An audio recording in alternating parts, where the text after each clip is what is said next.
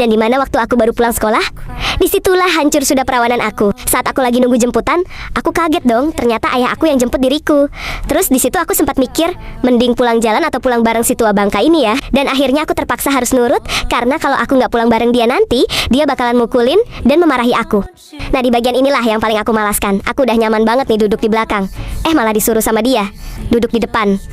Otomatis aku kaget, tapi di situ bodohnya aku malah nurut sama dia. Dan waktu malam tiba, ibuku pulang kerja terus nyariin aku dan ayahku. Kok belum sampai rumah? Dan kalian tahu bahayanya rumahnya nggak dikunci sama sekali sama si tua bangka itu. Anjir, dia mungkin udah nyusun rencana di lain-lain hari kali ya. Oke, mungkin sedikit aku ceritakan waktu malam di mana aku sudah tidak perawan lagi. Ayahku ngajak aku untuk ke hotel dekat pantai yang lumayan jauh dari rumah untuk memperkosa aku. Di situ aku posisinya lagi tidak menyadarkan diri. Nah, setelah memperkosa diriku, ayahku malah pergi ninggalin aku di situ sendirian. Terus dia langsung lari dari tempat kejadian. Dan akhirnya ada satu bapak-bapak yang selalu menyambut orang yang baru datang dan baru pulang. Dia menyadari sesuatu dari gerak-gerik si tua bangka ini. Dan akhirnya setelah ayahku pergi, bapak-bapak, "Nah, ayah kamu nggak apa-apa kok. Kan sekarang kamu dirawat di rumah sakit.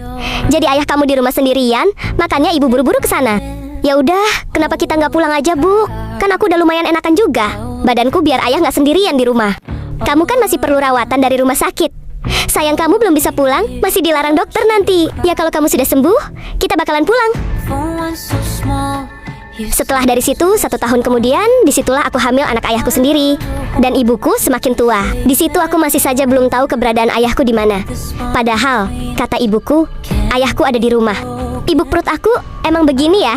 Dari dulu kok bisa besar gini sih perut aku? Mana kayak orang hamil lagi Fania Risi loh, Buk. Sesak gitu rasanya." "Oh iya, Buk. Ayah kemana? Kok nggak ada di rumah dari tahun lalu?"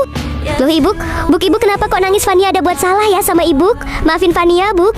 Pak Tony langsung mengabulkan apa yang diinginkan oleh ayahku. Tapi Pak Tony dan pihak kepolisian harus interogasi si tua bangka dulu, agar dia jujur dan harus sampai kapan si tua bangka itu dipenjara. Pak Tony dan polisi juga banyak bertanya kepada si tua bangka itu.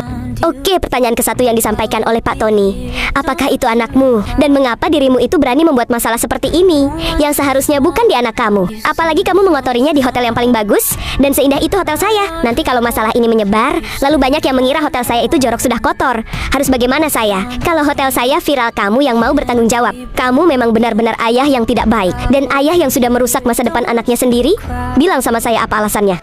"Sudah saya bilang, Pak, saya hilap, dan untuk hotel Bapak maafkan saya. Saya pastinya tidak sanggup untuk membiayai semuanya itu, Pak. Sedangkan saya tidak mempunyai uang." "Iya, saya tahu, Pak.